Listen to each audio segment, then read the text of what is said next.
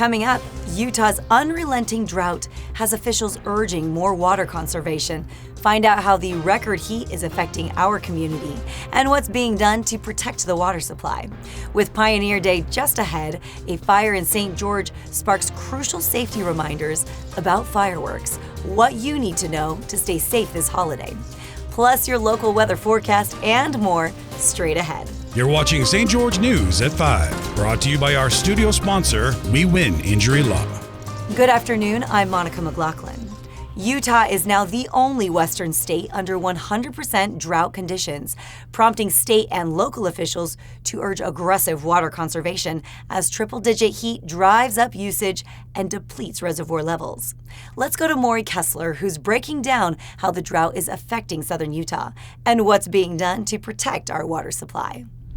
Utah is the only Western state currently facing 100% drought, with reservoir outflows now outpacing inflows due to persistent triple-digit heat. Over half the state is in moderate drought, and the rest is in severe drought, according to drought.gov. The summer monsoon offers hope, but NOAA forecasts show below normal chances for rain in the near future. Reservoir levels remain 8% above average thanks to past wet years, but they're dropping faster than usual. In Washington County, reservoir storage has fallen 6% in the past month. Officials urge residents to conserve water, especially by replacing traditional lawns with desert landscaping, earning $2 per square foot in rebates.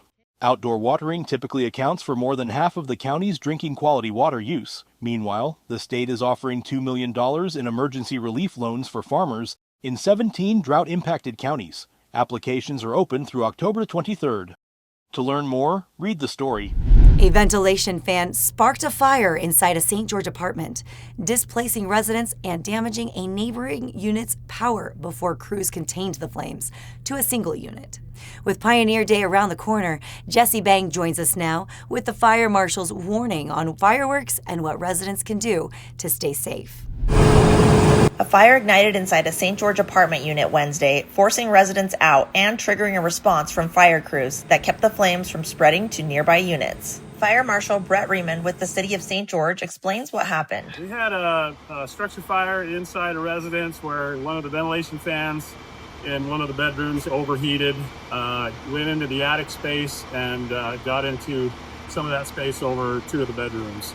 And it didn't advance into either of the other two units, but it did stay within this unit, and we had to pull a lot of ceiling and get into the fire and chase it a little bit.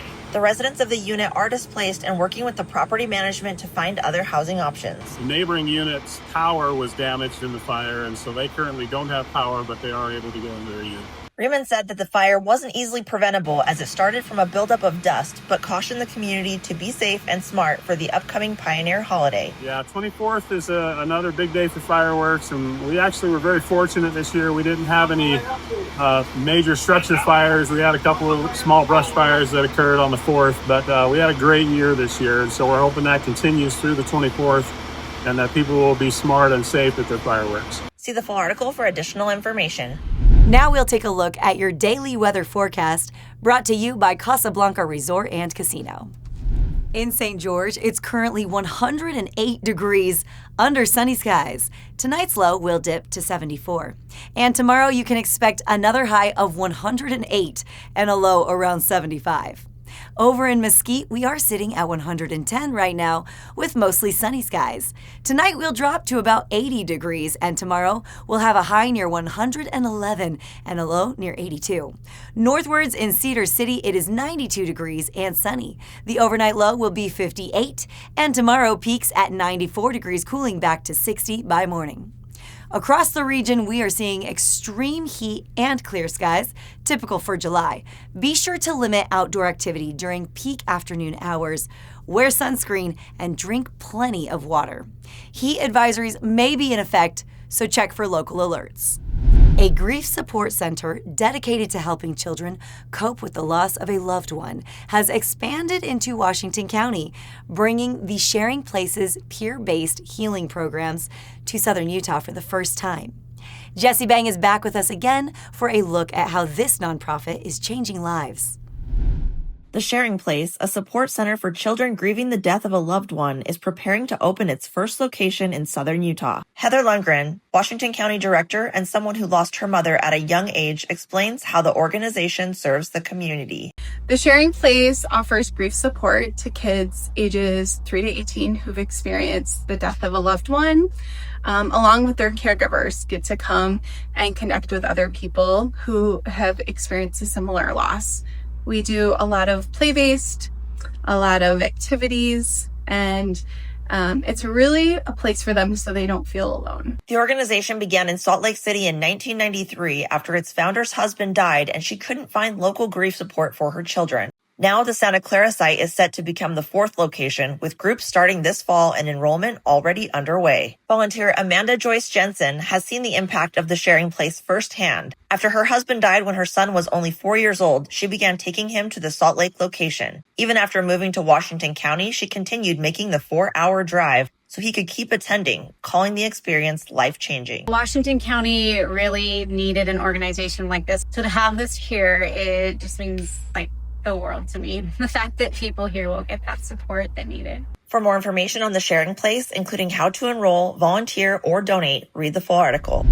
Now we'll head over to Sheldon and Amy for your favorite weekend adventure guide. That's right, so many great events happening this weekend, starting right here at the Casablanca Resort. You don't want to miss out. Casa After Dark is going to be here, a pool party for adults only. And they've got Rockstar Karaoke, where you play karaoke with a full band. You feel like a rock star. Plus, you ready to win some cash? Oh yeah, the Red Tide Sales event at the Stephen Wade Auto Center. And moving the park at Town Square Park right here in St. George. They're playing National Treasure. What? That's crazy. It's going to be great for the entire family. And then if you want to see the full list of weekend events, see our TGI listing on stgeorgenews.com. Now back to you in the studio. Yeah.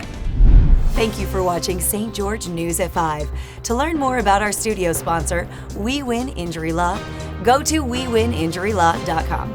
I'm Monica McLaughlin with St. George News, your #1 source for local news. Thanks for watching. Don't forget to hit the subscribe button for more local news updates.